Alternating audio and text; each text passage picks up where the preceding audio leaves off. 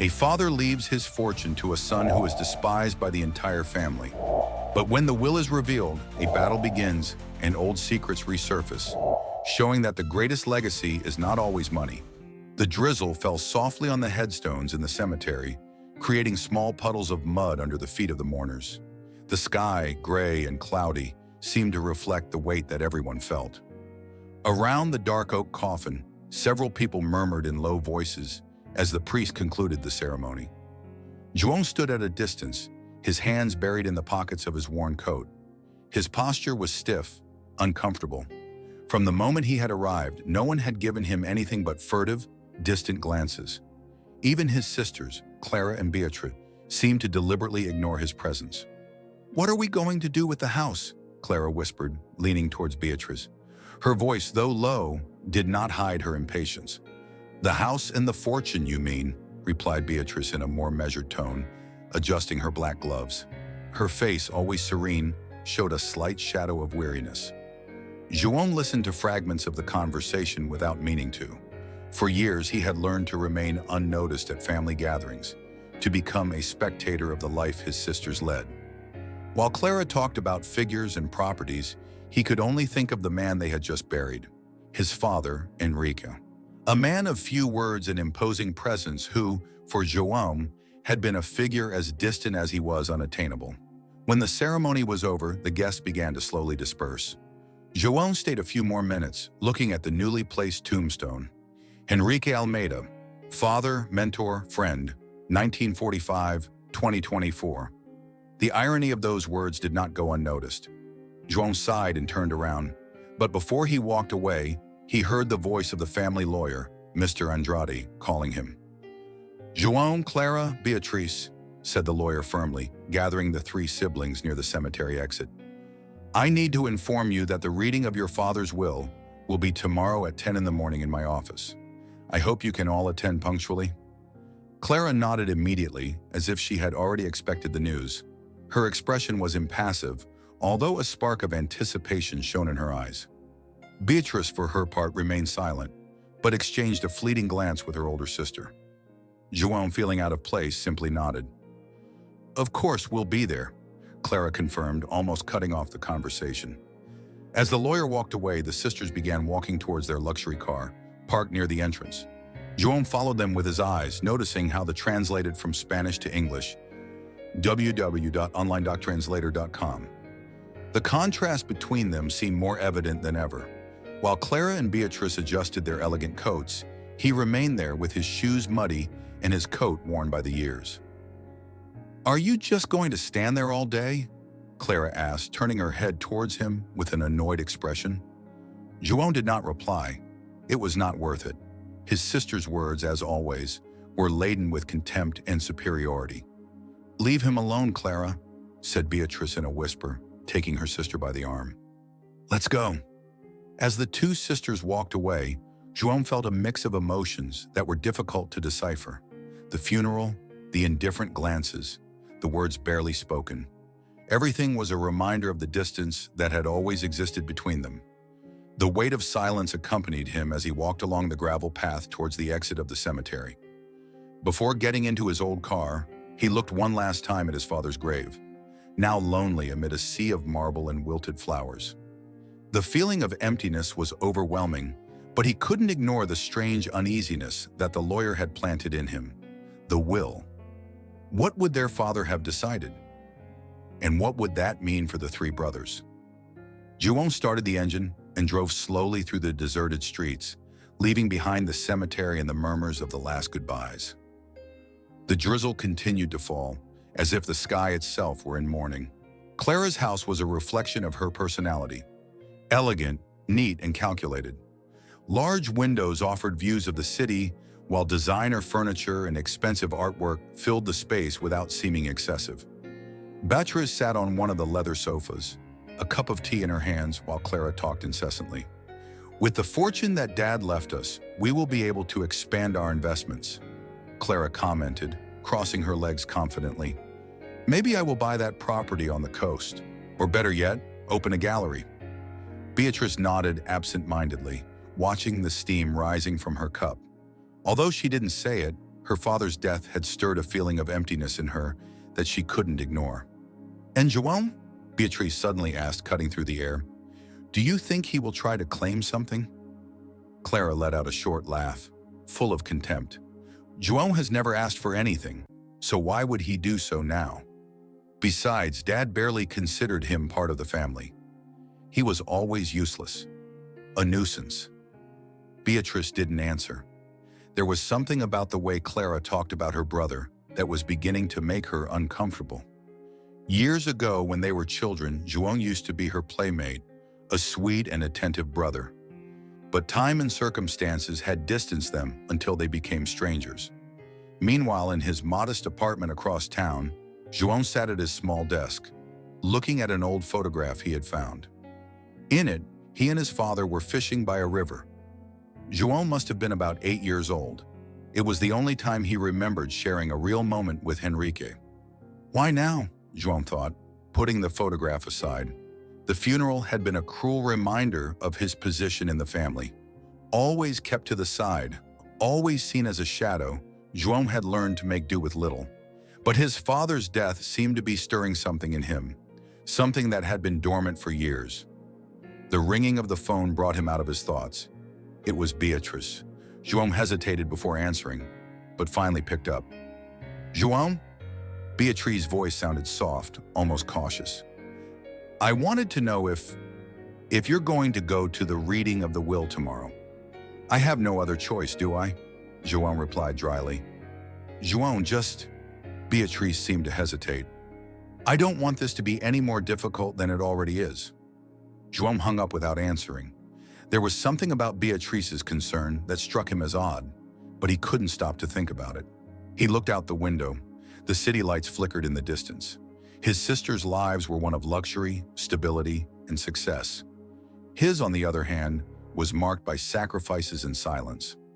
The next day promised to change everything. Mr. Andrade's office was located in an old building in the city center. The dark wood-paneled walls and the shelves full of documents gave the place a solemn and oppressive air. Clara and Beatrice arrived first, both impeccably dressed as if the occasion demanded a show of control and power. João, on the other hand, appeared a few minutes later, with his coat somewhat worn and an uncomfortable expression. "You're late," Clara murmured, not bothering to hide her irritation. João didn't answer and sat down silently in the chair furthest from the lawyer's desk. Beatrice glanced at her brother out of the corner of her eye, her expression a mixture of pity and curiosity. Mr. Andrade watched them for a moment before clearing his throat and opening a black leather folder. "Well," he began in a firm voice, "we are here to proceed with the reading of Mr. Henrique Almeida's will." Silence fell over the room, broken only by the soft rustle of pages being turned. João leaned forward slightly, feeling the tension increasing with each passing second. Clara maintained an expression of absolute confidence, as if everything had already been decided in her favor. "Please proceed," Clara said, crossing her arms. The lawyer nodded and began to read. "I, Henrique Almeida, in full use of my faculties, declare that my assets will be distributed as follows." João's heart was pounding as he listened. The lawyer's words seemed to echo through the room, filling the air with an almost tangible weight. Andrade paused briefly before continuing. "To my son, João Almeida, I leave the main house, the associated assets, and the greater part of my fortune, on the condition that he keep the family legacy united. To my daughters, Clara and Beatrice, I leave a smaller amount, provided that they undertake to support their brother in this task." The silence was absolute, as if time itself had stopped. Clara's face transformed into a mask of disbelief, followed by a suppressed fury that seemed about to explode. "This is absurd," he exclaimed, jumping to his feet. "He couldn't have written that. It must be a mistake." "Clara," Beatrice murmured, visibly shaken. Her hands were shaking slightly, and her face had lost all color. João remained silent, staring at the floor. He was stunned by the surprise. For years he had been ignored, treated like an outsider in his own family, and now his father had left everything to him.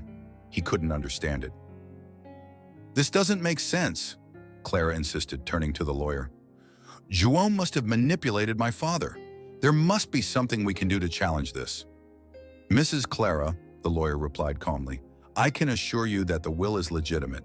It was drawn up and signed in the presence of witnesses. Clara clenched her fists, her fiery gaze fixed on João. What did you do? She snapped.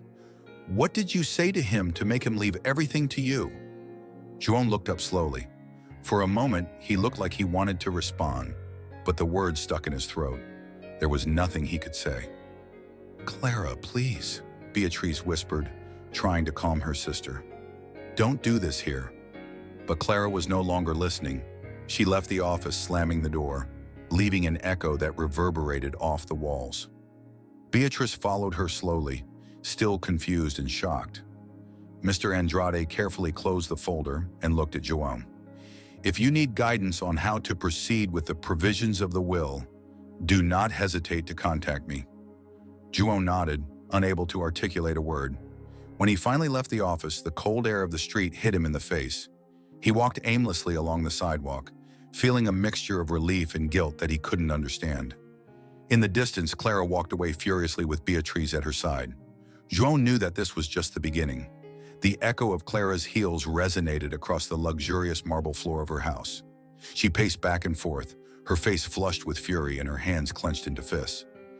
Beatrice, sitting on the sofa, tried to calm her down, but her words seemed to bounce off the invisible wall her sister had built. This is an injustice, Clara exclaimed, stopping suddenly. João doesn't deserve a single coin from Dad, let alone most of the inheritance. Clara, please. Beatrice spoke in a soft voice, but there was something in her eyes that betrayed her own uncertainty. Maybe Dad had his reasons.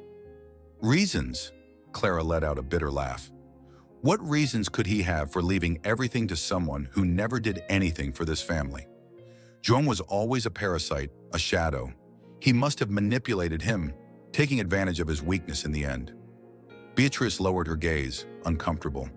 Although she didn't say it, Clara's reaction was beginning to seem exaggerated. However, her sister's pressure was intense, almost impossible to resist.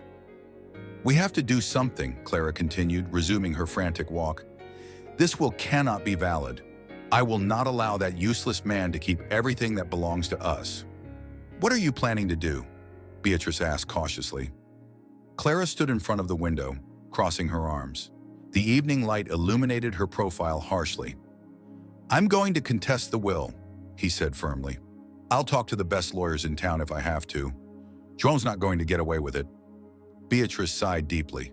The idea of a legal confrontation did not please her, but she knew that arguing with Clara at that moment was useless. Meanwhile, João returned to his small apartment. He closed the door behind him and let out a long sigh. He had spent the entire afternoon walking aimlessly, trying to process what had happened. The weight of the inheritance, far from relieving him, oppressed him. Why me? He thought as he sank into the only chair in his living room. Clara's words still echoed in his mind.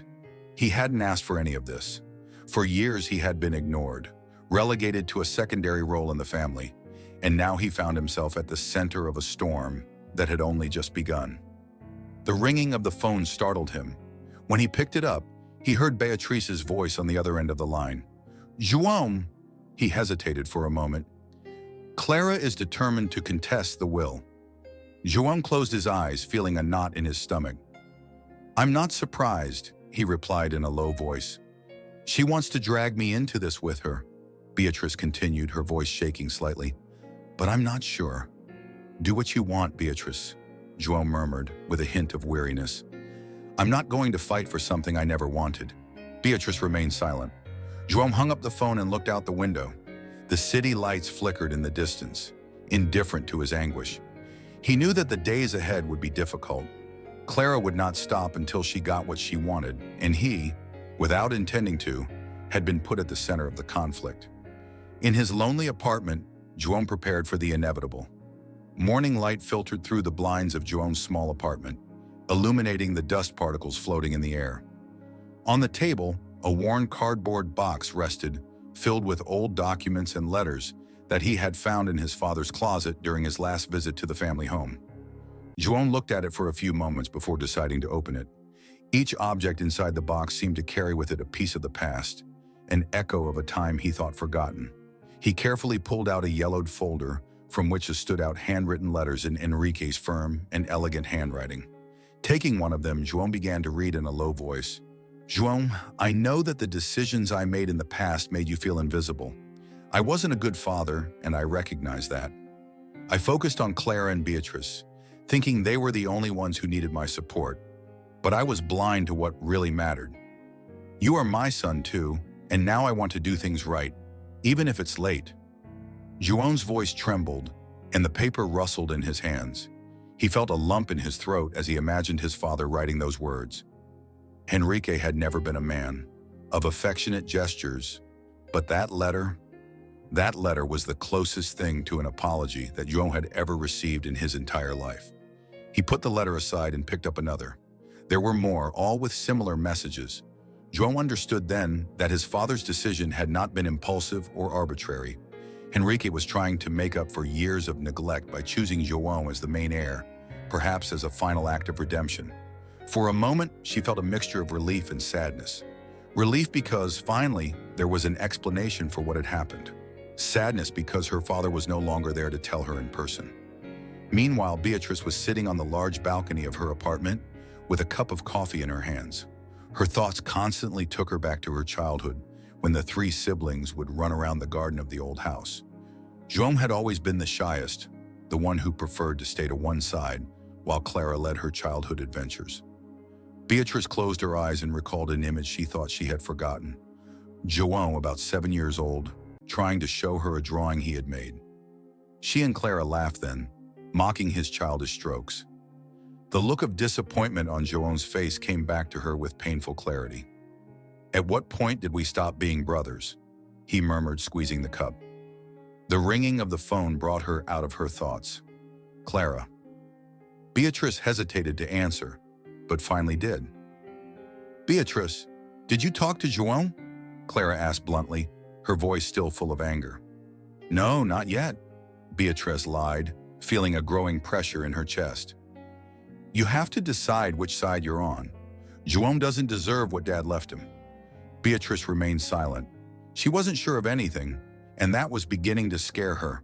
The air in Clara's house was thick, as if every word spoken became a spark in the middle of a powder keg. Sitting opposite each other in the impeccably decorated living room, Clara and Beatrice looked at each other like two rivals before an inevitable battle. Don't you understand, Beatrice? Clara exclaimed, hitting the table with the palm of her hand. João was stealing from us. Dad was sick, confused. He didn't have the ability to make a clear decision. Beatrice took a deep breath, trying to remain calm. Although she understood her sister's anger, it was becoming increasingly difficult for her to ignore João's words and the letters her father had left behind. There was something in all of this that Clara refused to see. Dad wasn't confused, Beatrice replied firmly. He obviously thought carefully about what he was doing. João didn't manipulate him. Clara looked at her in disbelief, her eyes sparkling with suppressed rage. Whose side are you on? He asked in an icy tone. I can't believe you're defending João. Beatrice stood up, unable to remain still under the weight of the accusation. It's not about defending him, she replied, her voice rising for the first time. It's about accepting the truth. Dad made his decision, and it wasn't to punish us, but to make amends. João is our brother too, even if you treat him like a stranger. He's a stranger, Clara snapped, not budging. He always was. Remember how Dad ignored him? We were the ones who stood by him, building this legacy. Beatrice shook her head, feeling a pang of guilt in her chest. Yes, they had been there, but at what cost? For years, they had accepted João's contempt without question, contributing to his feeling of being invisible. Clara, her voice sounded softer now. Maybe we didn't see it before, but João isn't to blame for how things turned out. Dad wanted to change that in the end, and the least we can do is respect that. Clara stood up abruptly, her hands shaking. I won't allow it, he said firmly. If you're not with me, then you're against me. Do you hear what you're saying? Beatrice asked, incredulous. This doesn't have to be a war.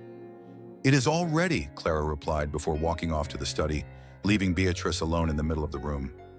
Beatrice stood there silent, feeling something breaking between them, For years, she had followed Clara in everything, trusting in her strength and determination.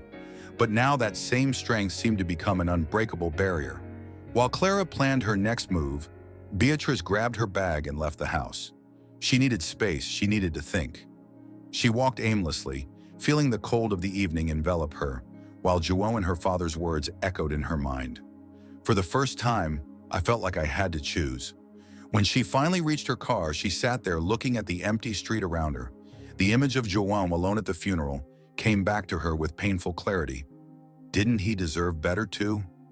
Clara's voice kept echoing in his ears. If you are not with me, you are against me. Beatrice sighed and closed her eyes. The split between them seemed inevitable, but something inside her told her there was still time to repair what was broken. The silence in Mr. Andrade's lawyer's room was thick, as if every breath could break it. Clara sat at the end of the long wooden table, her arms crossed and her gaze fixed, like an unbreakable wall.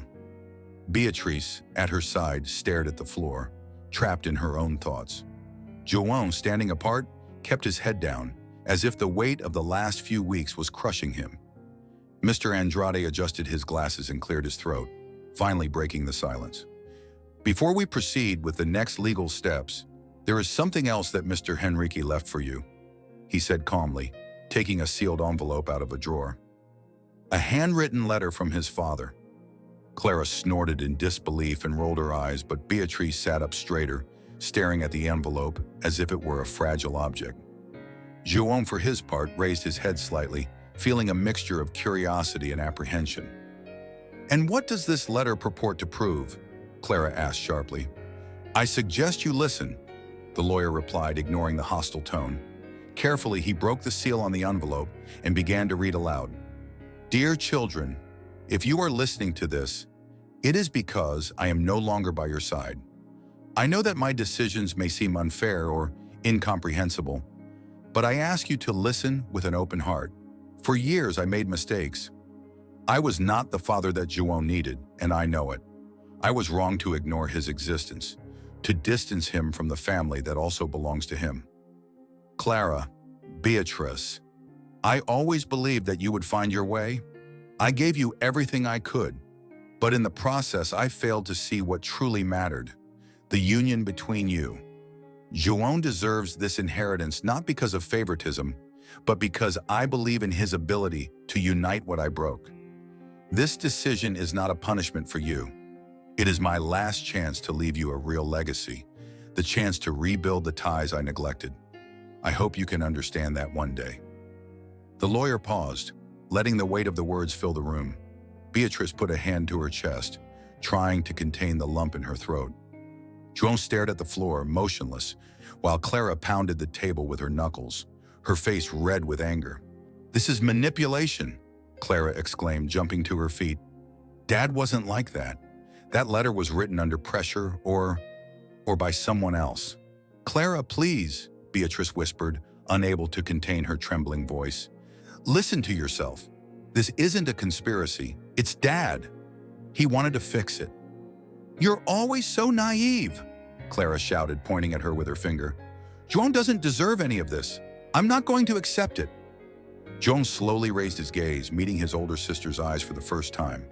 There was a mixture of pain and exhaustion in her expression. I didn't ask for any of this, Clara, he said calmly. But I'm not going to give up just because you don't think it's fair. Fair? Clara laughed humorlessly. This isn't fair to anyone. Beatrice, still seated, broke the silence with a barely audible whisper. Maybe it is. Clara turned her head towards her, surprised. What did you say? I said that maybe this is fair, Beatrice repeated, tears in her eyes. João is our brother too. We have ignored him all our lives, Clara. Don't you realize? Dad wanted us to understand that. Clara shook her head in disbelief and picked up her bag with a jerk. I'm not going to listen to this, he snapped, heading for the door. They can do whatever they want, but I'm going to fight for what belongs to me. When the door closed behind her, the echo of her footsteps hung in the air. Beatrice looked at João, who remained silent. For the first time in years, she felt like she understood her brother a little more. I'm sorry, João, she murmured, breaking the silence. For everything. João didn't answer, but a small spark of understanding flashed in his eyes. Maybe there was still hope after all. News of the legal proceedings spread quickly through the city's legal circles.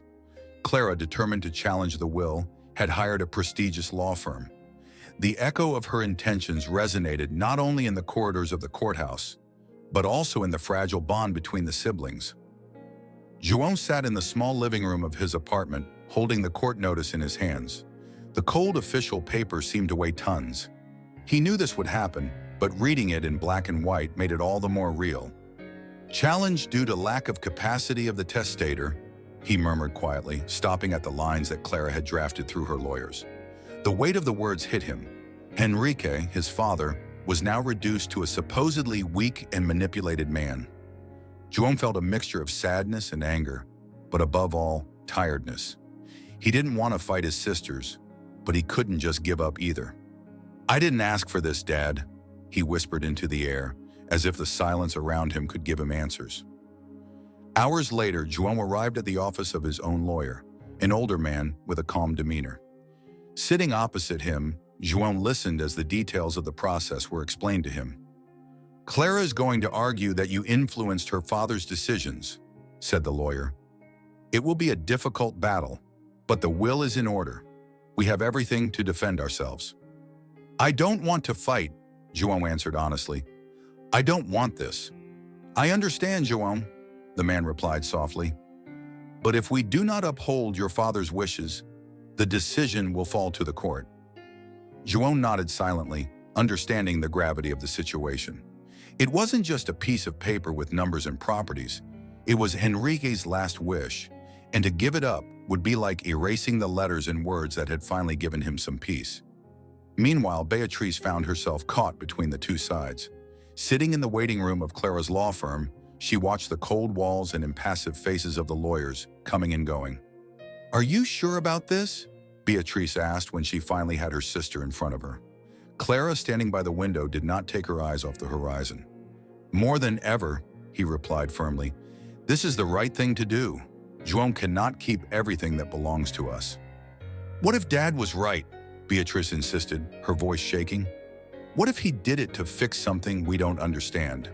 Clara turned sharply, her eyes sparkling with fury. Which side are you on, Beatriz?" Beatriz did not respond. Her silence was enough for Clara to understand that the division between them had become deeper. Days later, João entered the courtroom for the first time. He walked calmly, his face serene but his shoulders burdened by an invisible weight.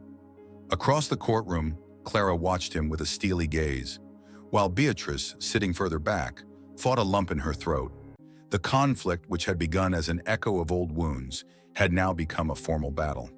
And João, although reluctant, knew that he had to face it with dignity. The light of dawn was softly streaming through the courtroom windows when João arrived for the decisive hearing. His steps were slow but firm, as if each one of them carried the weight of weeks of conflict. In the courtroom, Clara was already there, with her usual expression of determination. Beatrice, sitting next to her, looked ahead with tired eyes. João took a deep breath before sitting down in front of them. It was the first time in days that the three siblings had been together, but the distance between them seemed infinite. The judge entered, and the session began amidst an oppressive silence. "Mr. João Almeida, do you have anything to say before we proceed?" the judge asked. João stood up slowly, with a trembling piece of paper in his hand. He looked at Clara for a moment, but she looked away. Then her voice broke the silence. "Your Honor, I don't want this to continue," he began calmly. "This inheritance is not worth it if it means losing the only thing that really matters, family." The murmur in the room slowly died down as João continued. "I propose to divide part of the inheritance with my sisters, not out of obligation, but because I don't want to keep something that would destroy the little we have left." Beatrice looked up at him, surprised. Clara frowned, but even she seemed confused by João's words. "There is one condition," João added. "I want you to agree to use that part to support a social project in memory of our father, something that really does justice to his legacy." The judge nodded, and a murmur of approval spread through the courtroom. João sat back down, feeling an invisible weight lift from his shoulders. For the first time in weeks, his decision felt right. "Is this a joke?" Clara murmured, leaning towards Beatrice. "You can't think I'd agree to something like that." But Beatrice didn't answer. Her eyes remained fixed on Joan, as if she were really seeing him for the first time. "Clara, that's enough," he finally said in a firm voice. "Dad wanted us to learn to be united. Maybe this is the only chance we have." Clara clenched her fists, her gaze burning with frustration. But even she seemed tired of the battle she had started. She looked at the judge, at Joan, and finally at Beatrice. A heavy silence filled the space. "I'll think about it," Clara said in a less aggressive tone than usual. Beatrice breathed a sigh of relief and at the end of the hearing approached Joan. "Thanks," he murmured. "You didn't have to do that." Joan looked at her and smiled slightly. "Dad believed in this. Maybe we should too." As they left the courtroom, Clara remained silent, walking behind them, still trapped within her own walls. Something in her expression had changed, though.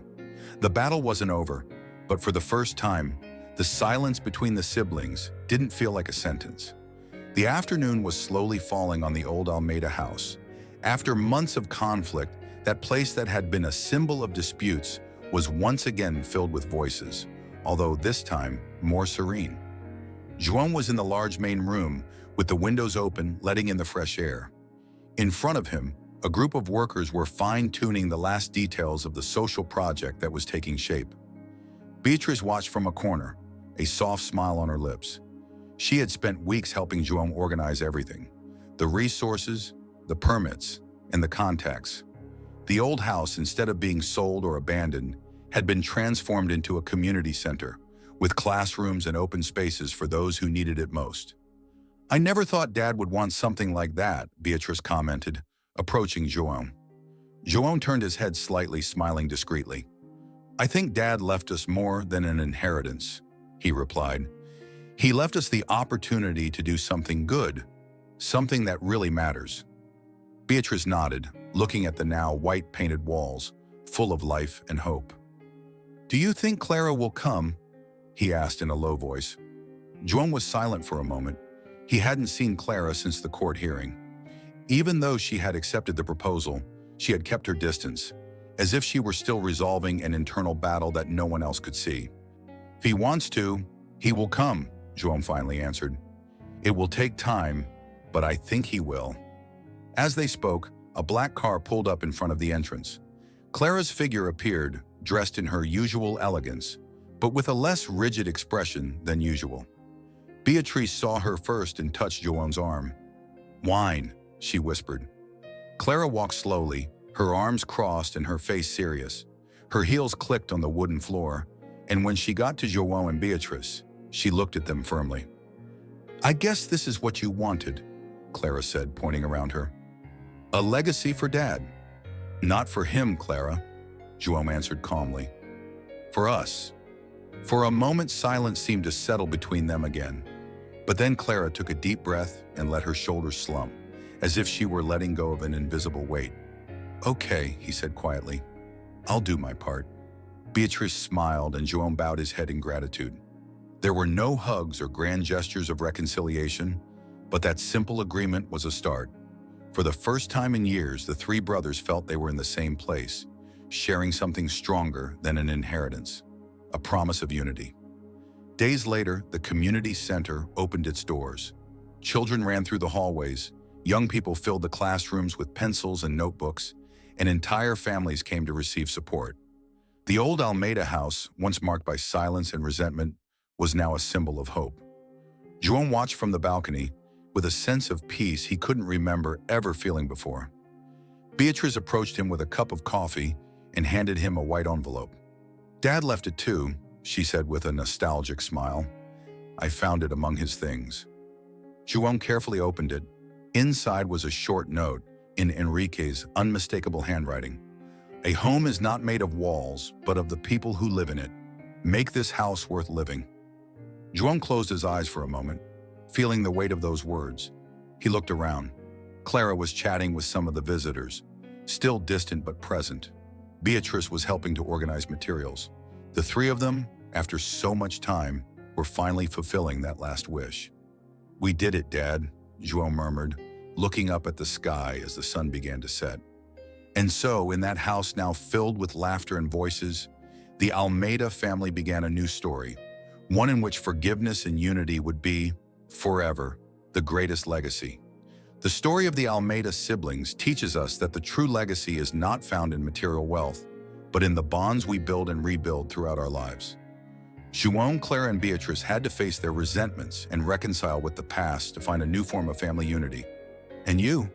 Yes, if you were in their place, would you have chosen forgiveness or fighting for what you believe belongs to you? Click on the video that appears on the screen to follow this journey of self-discovery and reflect on how our decisions define our true legacy. Don't forget to subscribe to the channel for more stories that will inspire you to look at life from a different perspective. See you in the next video.